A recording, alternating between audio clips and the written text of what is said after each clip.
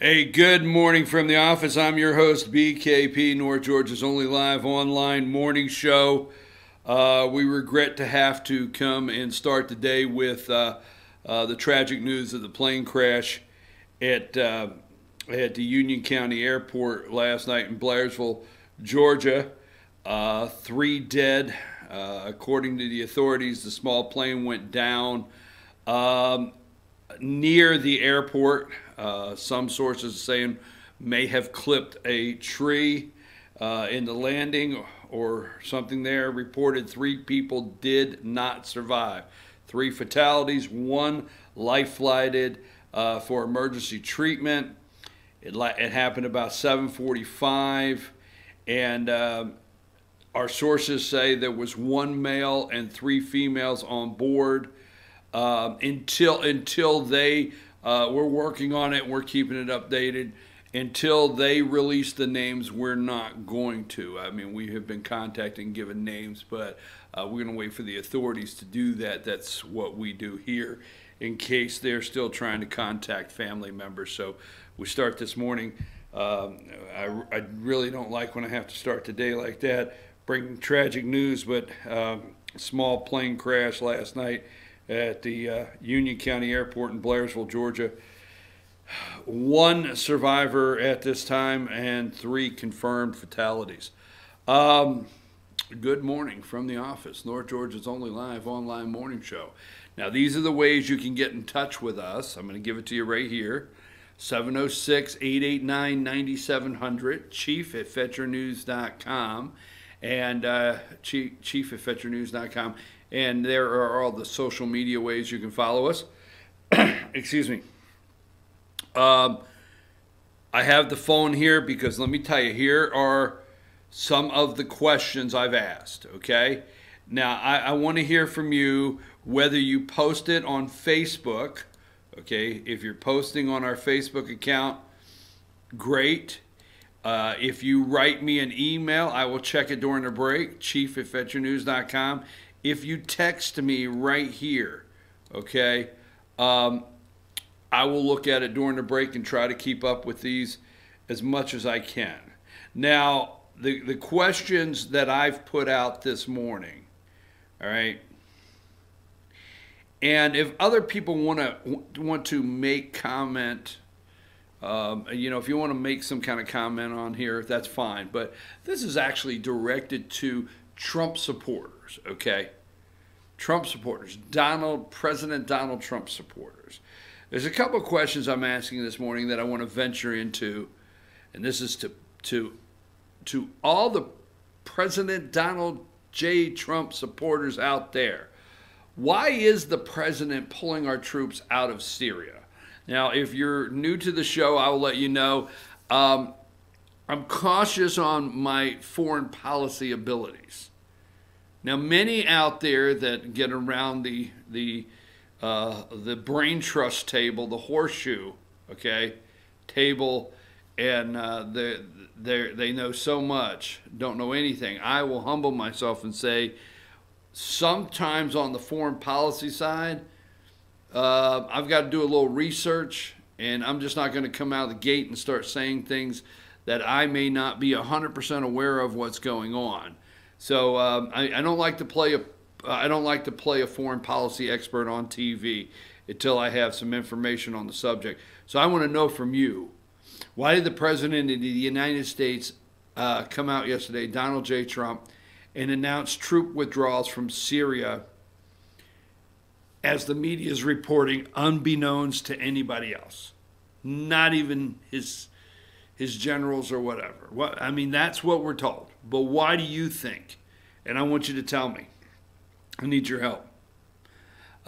Do you think the president should veto the spending bill and partially shut down the government over border security? Do you think the stopgap? We're going to go through some of that in just a minute on what the Republicans have done now. Okay. Senate is Republican, and this is what they've done. Senate has sent a bill over to the House. Paul Ryan, I mean, he's got his luggage on the cart, getting ready to take it to the car. He wants out of there. And we want you out of there also, Mr. Speaker. But that being said, so do you think there should be a shutdown over border security, a partial shutdown? Let me ask you this. Do you still support the president, or do you have areas of concern? Now, are you a Trump? Relax. Don't start yelling and throwing stuff at the TV, you know, like a monkey without a diaper. Don't do it, all right? I'm asking you. This is, hey, we're family here. Let's talk, all right? Do you out there have areas of concern right now? Joe Scarborough, which flares you all, gets you all flared up, says the president's not running for re-election. I don't know. But he's very firm with that the president's not running for re-election, like he knows something. I don't know, but do you have areas of concern right now? Do you fully support the president of the United States, or are there certain areas that, you know, you don't want to sound negative, but you're whispering to your friends? I don't know. Maybe not. But I want to hear that from you, okay? Can you name one thing Speaker Paul Ryan actually accomplished? Did we balance the budget? Are we running a budget deficit? Did we cut any spending? Did we cut Planned Parenthood? Did Congress repeal Obamacare? Did they, I don't know, there's a long list. What did they do? I don't know, maybe you have some great things they've done. But can you name one thing that he really accomplished that they promised? Okay? And here's the one that I'm interested in, okay? What will Republicans promise next? What will Republicans promise next? I have to be careful. The other day I got all wound up. You know, if you're a regular at the bar here, you know, sometimes I get to rolling, and you know, pronouncing something is not my strongest, you know, quality. It's not something that I just think. Some things just don't go, you know, and it's supposed to be supposedly. I've been practicing. Supposedly. And I get to roll, and I said supposedly with a blee. So somebody corrected me the other day. So I'm sorry. So anyhow, what will Republicans, this is the one I really want to know, what will Republicans promise next? Hoping you believe them so they can win back control of the House. See, I know in 2 weeks they lose control of the House. And obviously, we're not going to know anything for 2 years. Nancy's there for 2 years. She was out dancing and yucking it up last night at Joe Crowley's going away party. I mean, Nancy was at the front of the stage with the band, just dancing and wiggling and jiggling and everything. She beat Trump's ass and beat Trump's ass. I beat Trump's ass. I mean, that's what was happening, I hear. But in 2 weeks, just 2 weeks, Democrats take over the House. But what will the Republicans tell you? Now, I hear the Republicans hope the Democrats fail so bad, or they try to overextend their hand. Do you keep hearing that? Democrats will overextend their hand. That's what they'll do. Is that their only hope, is Democrats overextend their hand? Or what will Republicans tell voters, hoping they will believe them? Just 2 years, that our memory will fade in 2 years, and they can win back control of the House. Tell me, what do you think? There's a lot out there. A lot out there. I just want to say this, okay? And, you know, yesterday in 2019, and some of the things we really got to talk to, it's like It's like we got to bring, you know, when you have to bring the family in and set them down and have a talk. Okay, there's some things, you know, us Trump supporters, we got to talk about. All right, because we know. And let's go to number 18. Okay. Now, this is at 4:09 a.m. this morning, CNN. They can't wait to tell you that there was another 351-point drop yesterday. Dow slides to the 2018 low as Feds disappoint investors. Raise interest rates for the fourth time in 2018. So in 2018 and 2017, okay, Trump's out there. We put new cash into the market. Offshore, we got the offshore accounts, but jokingly, our offshore accounts repatriated money. Apple's bringing money in. Everybody's bringing money back home. Boom.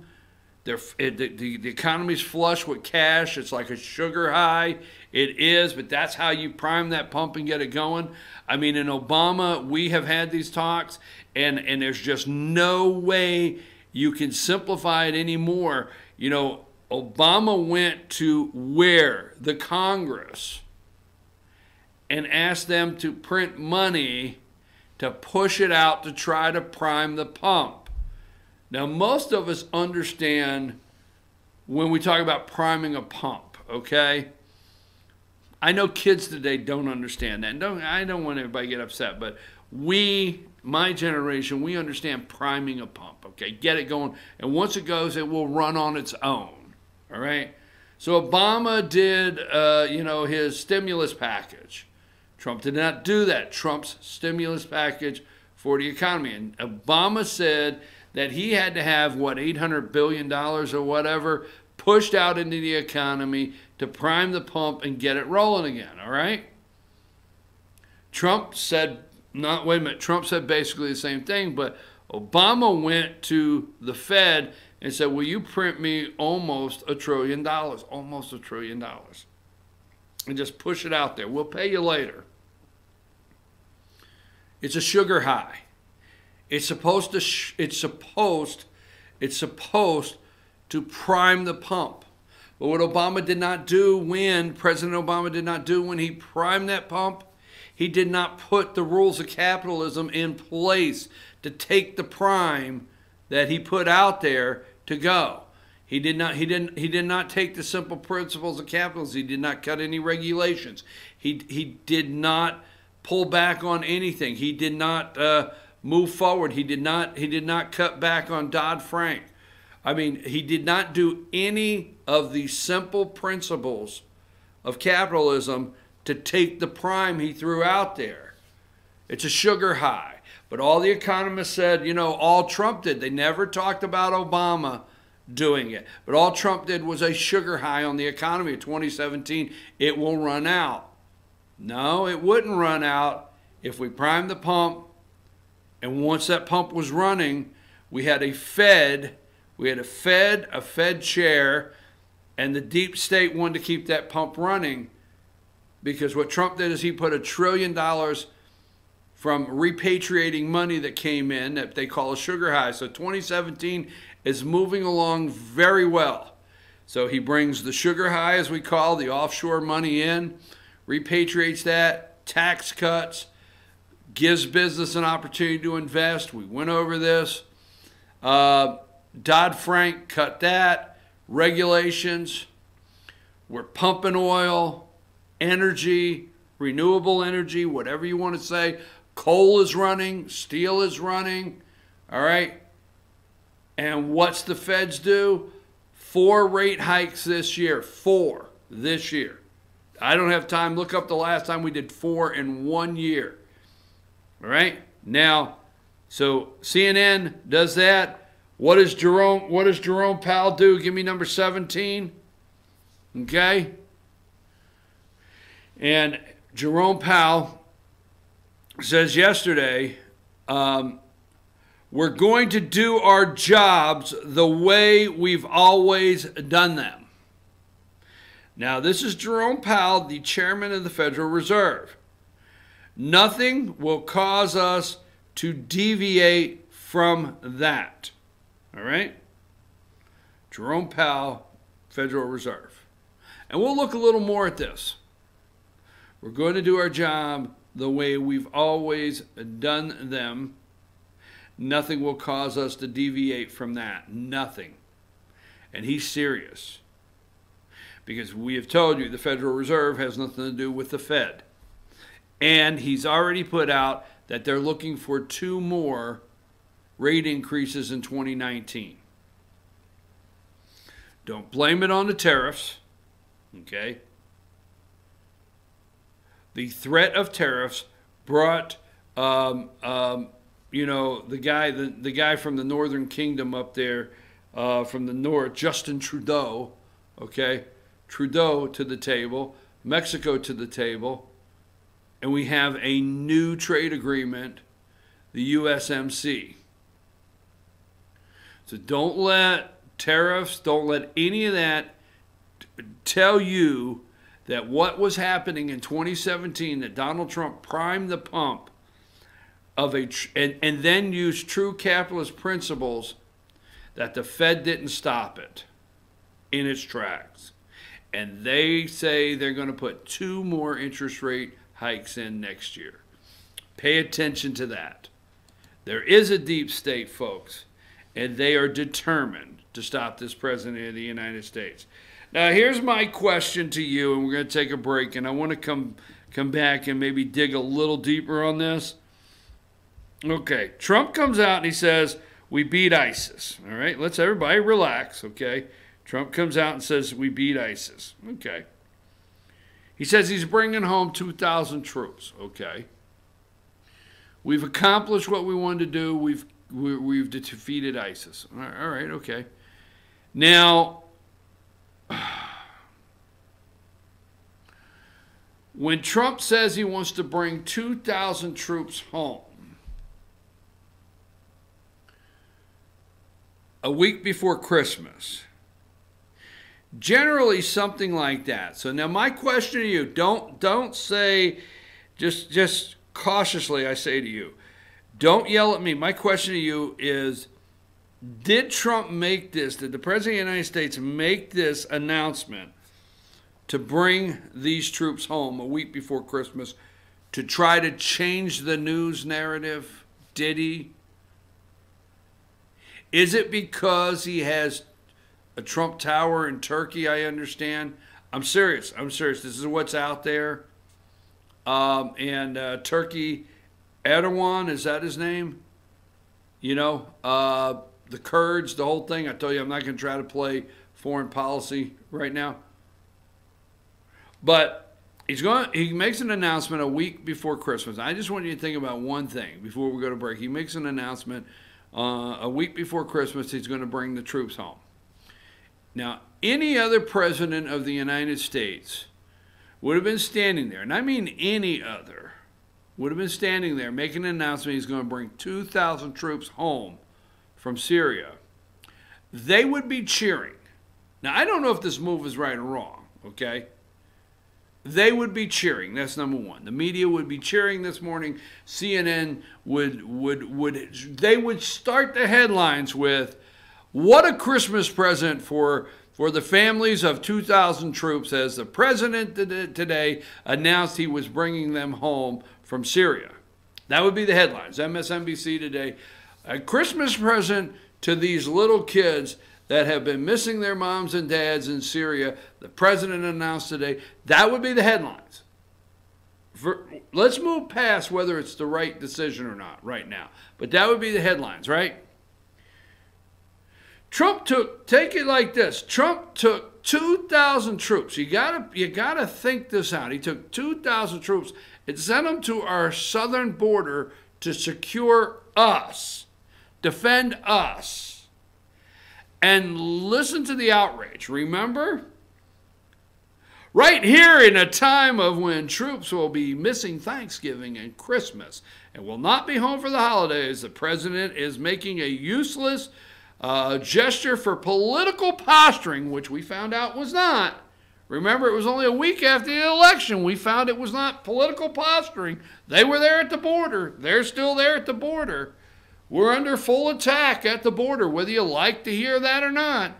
I mean, our troops went down there. They put the camps in, the tent cities in, and they put the barbed wire and everything like that. And they got everything laid out, and they did some fencing. And so, I mean, they did have a mission down there to stop them from just freely running across in areas. And we deterred them the best we could. But when those 2,000 troops went to our border, they were not leaving the United States of America. They were not going to a foreign land. They were going to our border to defend us. Listen to the outrage. The outrage the media had. Why, at a time when members of the military would be, would enjoy being with their family through Thanksgiving and Christmas, President Trump sending them on a useless mission to our border. So Christmas and Thanksgiving was definitely used, the holidays was definitely used to oppose the president sending 2,000 troops to our southern border. I'm trying to paint the picture. I don't know about Syria. They do not care on that southern border. And it's on both sides of the aisle, Republicans and Democrats. Any Republican that comes to you and tells you they truly support border security. Now, I would say any. I got to be careful sometimes. Mark Meadows, maybe, okay? There's a handful. But when Republicans come and say, we want border security, well, get border security, damn it. But anyhow, there was a major outrage on that southern border that he was sending troops in the holidays. That's how the media reported it. They went after him through the campaign. They went after the Republicans. But yesterday he announced he was bringing 2,000 troops home from Syria. Maybe the president thought he was getting the just in time for Christmas, fair coverage from the media that these people would be coming home. Or what a Christmas present. So I don't know 100%. But my question is, what do you think about this? Because God knows, you got to pay attention to the outrage. Let's go to number 1. Ben Sass, Syria withdrawal decision. Number 1. 8 days ago. 8 days ago, okay? And there's something to be said for this. I mean, we got to hear what is going on here, okay? 8 days ago, the administration called a hypothetical pullout reckless. Today we're leaving. The president's generals have no idea where this weak decision came from. They believe the high-fiving winners today are Iran, ISIS, and Hezbollah. The losers are Israel, humanitarian victims, and U.S. intelligence gathering. A lot of American allies will be slaughtered in this retreat if this retreat is implemented.